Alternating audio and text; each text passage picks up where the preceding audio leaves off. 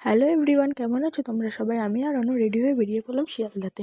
আর শিয়ালদা থেকে আবার train change করে চলে যাবো আমরা কৃষ্ণনগর। আর আমরা দুজন যাবো না, আমাদের সাথে যাবে আরও অনেকেই। তবে শিয়ালদাতে গিয়ে দেখা হয়ে গেল এদের সাথে। আমরা সবাই একসাথে তারপরে ট্রেনে উঠে গেলাম, আর ট্রেনে উঠে একটু মুড়ি মাখা কিনে নিলাম। তবে খেতে খেতে বাইরের ভিউটা দেখছিলাম। কিছু জায়গা দেখি বৃষ্টি হচ্ছে, আবার কিছু জায়গায় বৃষ্টি হচ্ছে না, বেশ ভালোই লাগছিলো। দেন আমরা নেমে পড়লাম ট্রেন থেকে, আর একটা টোটো ধরে নিয়েছি। হ্যাঁ, আমরা যাবো মায়াপুর।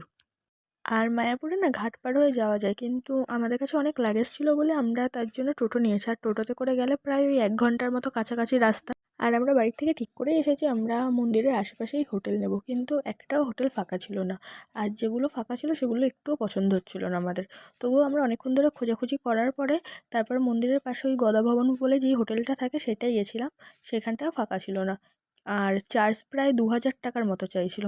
কি আর করা যাবে, তাও আমরা অনেকক্ষণ ধরে অন্য হোটেল খুঁজছি। আর সেকেন্ড পার্ট দেখার জন্য সাবস্ক্রাইব মাই চ্যানেল।